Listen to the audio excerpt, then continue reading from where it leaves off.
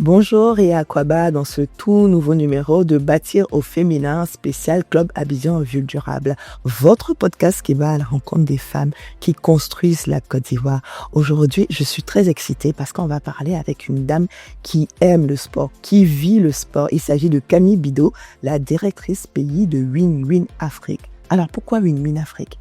Le sport, souvent on dit, c'est l'âme de la vie. C'est là qu'on apprend la cohésion, la fraternité, la discipline, la rigueur, le sens de la victoire aussi.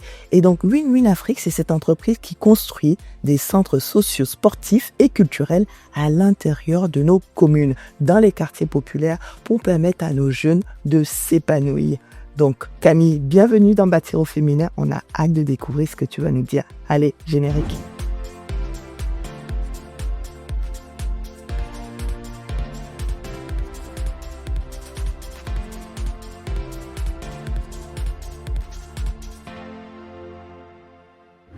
Bonjour Camille. Bonjour Céline. Je suis toute excitée de te recevoir aujourd'hui.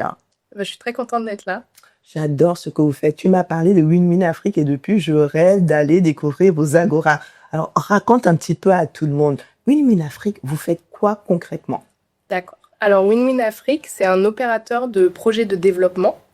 Et le programme qu'on a le plus avancé aujourd'hui, ce sont les agoras sportives en Côte d'Ivoire. Ce sont des lieux, en fait, des complexes socio-sportifs et culturels de proximité. Donc on y fait du sport, il y a des activités culturelles, des activités avec de l'impact social et on appelle ces complexes des complexes de proximité parce qu'ils sont véritablement à l'intérieur de la ville, à l'intérieur des quartiers pour être accessibles au plus grand nombre. Donc c'est pas comme les grands stades qui souvent justement sont à l'extérieur parce que sont très très grands. Là, c'est quand même des espaces sportifs qui sont à taille humaine, j'ai envie de dire. Exactement. Alors, ce sont des espaces sportifs qui ont quand même une taille conséquente puisque la plus petite agora fait 1,7 hectare. Elle est à Abobo. Mais ce sont des espaces qui sont au cœur de la ville avec des terrains de sport de main. Donc, ça peut être du handball, du basket, sur Maracana, des terrains de foot. Mais aussi, il y a beaucoup d'autres pratiques. Il y a des terrains de pétanque, à Port-Bouët, il y a des terrains de tennis, un skatepark, beach soccer, beach volley. Vous en avez combien, du coup, en ce moment, en Côte d'Ivoire? Vous en avez installé combien? Il y en a 4 qui sont construites et opérationnelles parce que le projet pilote de Koumassi a été inauguré en 2019. Donc, Koumassi. C'est ça, fonctionne depuis 2019. Et là, l'année dernière, on a ouvert 3 nouveaux centres. À Abobo, Koumassi, Abobo, Port-Bouët et Yopougon. Et actuellement, il y a 7 agoras qui sont prévues et dont certaines sont en train d'être construites à l'intérieur du pays. Donc là, la prochaine à sortir de terre, ça sera Dimbokro. Ensuite, il y aura Guiglo, Dabou, Bondiali. Et ensuite, on ira à Touba, Songon et Béoumi. Waouh, vous allez mailler la Côte d'Ivoire en quelque sorte, quoi. C'est ça, l'objectif. Et ce travail qu'on fait avec le ministère des Sports, c'est pour que vraiment chaque personne en Côte d'Ivoire puisse avoir une infrastructure sportive de qualité à proximité de chez soi. Et du coup, c'est payant l'accès pour les jeunes à l'agora? Comment ça se passe? Alors, l'entrée de l'agora, l'espace est accessible gratuitement, parce que les agoras, c'est pas seulement du sport, c'est aussi un lieu de vie. Donc, chacun peut venir, il y a des restaurants, il y a des ONG qui font des programmes avec la population. Il y a un maquis dans toutes les agoras, il y a des commerces. C'est un espace de vie, quoi. C'est ça, c'est un espace de vie. C'est un espace où souvent il y a de la végétation, donc les gens peuvent venir se balader, regarder les gens faire du sport. Mais par contre, pour la pratique sportive, ça se passe avec de la location de terrain. D'accord. Donc, c'est-à-dire que chaque agora est installée dans un quartier. On fait des études socio-économiques pour adapter le tarif aux populations qui vivent dans ces quartiers.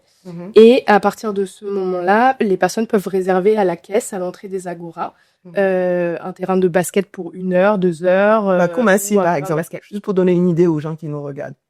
Si je veux être sur un terrain de Maracana à Koumassi. Okay. Terrain de Maracana extérieur à Koumassi, en journée, c'est 1 500 francs. Et en heure pleine, donc de 18h à 22h ou le week-end, c'est 3 000 francs pour 1 heure. D'accord. Et donc, pour toute l'équipe, pour toute la réservation du terrain, c'est pas par personne. Oui, ça fait à peu près 100 francs, 100 à 300 francs par personne. C'est ça, exactement. Super.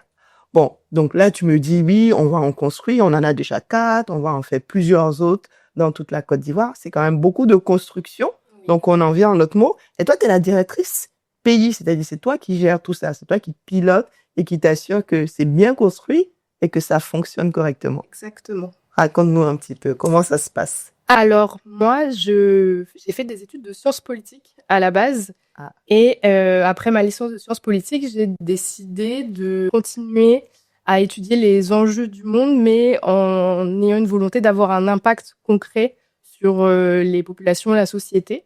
Donc, j'ai fait des études de développement, pour travailler dans des projets de développement.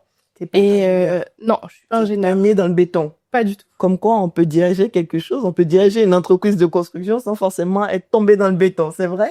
Oui, c'est vrai. Après, Win-Win, on est les concepteurs du projet.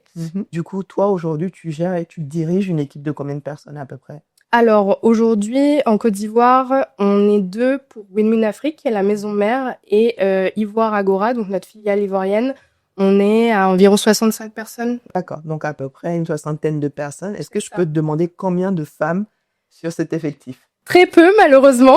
Le milieu du sport, c'est pas forcément ce qui attire le plus de candidates féminines. Même si, depuis que j'ai pris ce poste, et même un peu avant, j'ai toujours milité pour qu'on recrute plus de femmes. Quand on fait des recrutements, on dit toujours que les candidatures féminines sont engagées. Après, en parallèle d'Ivoire Agora, qui gère les Agoras, on a vu qu'il y avait un énorme besoin de formation dans les métiers du sport. Donc, on a ouvert un cabinet de formation qui s'appelle Agora Formation. Et notre premier programme, c'était un programme en partenariat avec la coopération allemande pour former des jeunes sans emploi dans les quartiers où on installe les Agoras au métier d'agent de sécurité de complexes sportifs et d'agent d'entretien paysagiste des complexes sportifs. Et dans le cadre de ce programme, on a imposé 30% de femmes pour les formations et pour le recrutement à terme. Waouh, c'est super. Donc, ce sont des initiatives comme ça qui vont finalement aider à avoir plus de jeunes femmes dans le secteur du sport et puis du développement. Exactement. Mesdames, n'hésitez pas à postuler, on vous attend. Mais on passe pas de ça pour devenir directrice pays de Win-Win. Donc, qu'est-ce qui t'a fallu? Qu'est-ce que tu as mis en place en plus? Comment est-ce que tu es arrivé d'après toi? Je pense que déjà, j'adore ce projet. J'y crois. Je suis persuadée de son intérêt, du bien fondé du projet. Et comme je suis basée ici, que mon bureau est dans une agora, je vois tous les jours l'impact que ce programme a. Donc, j'ai la motivation de continuer à travailler pour ce programme et à le développer.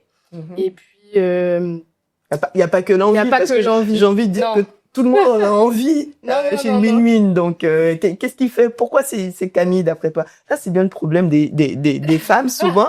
C'est que je suis sûre que tu sais pourquoi c'est toi qui as eu ce poste-là et pas quelqu'un d'autre. Mais tu as l'impression peut-être que j'ai pas envie de me lancer des fleurs. C'est pas te jeter des fleurs que de nous dire les compétences qui t'ont amené là parce que tu diriges des gens. Il y a quelqu'un qui t'a fait confiance, qui est le président, qui t'a nommé à ce poste-là. Donc, ces compétences-là, les jeunes filles qui nous regardent, elles en auront besoin demain si elles veulent suivre ton parcours. Il faut que tu leur dises. Oui. Bon, déjà, ce dont je parlais, la motivation, c'est quand même important parce que pour avoir un poste à responsabilité ou n'importe quel poste et y rester longtemps ou rester longtemps dans une entreprise, c'est quand même mieux quand on croit en ce qu'on fait et quand on est motivé. Mais après, c'est beaucoup de travail, une bonne organisation, de la flexibilité aussi, savoir travailler avec différentes équipes, accepter de travailler dans un milieu principalement masculin et ne pas forcément se laisser faire. Voilà, ça y est, ça sort un peu. Ne pas se laisser faire. Non, mais c'est vrai que parfois, en étant une femme dans ce milieu, on a souvent la figure de la maman où on va nous appeler maman, on va nous dire que voilà, mais il faut. La maman, des fois, elle sanctionne. Hein. C'est ça. Voilà. Aujourd'hui, si tu avais un conseil pour ces jeunes femmes qui nous regardent aujourd'hui et qui voudraient évoluer dans ton domaine ou qui voudraient avoir un parcours aussi brillant que le tien, ce serait quoi?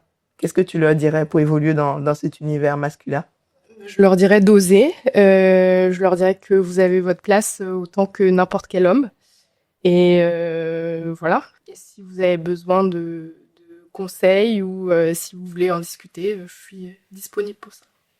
Merci beaucoup Camille. Donc vous avez entendu, n'hésitez pas, hein, Camille est disponible pour donner son aide, vous supporter, vous mentorer. C'est un sujet qui revient souvent. Les jeunes femmes ont besoin de rôle modèles, ont besoin de mentors pour les accompagner. Donc c'est bien que des personnes comme toi soient prêtes à le faire. Merci beaucoup Camille, on a été ravis de Merci à t'écouter et de vous. découvrir Win Win Afrique. Merci. Allez, à bientôt.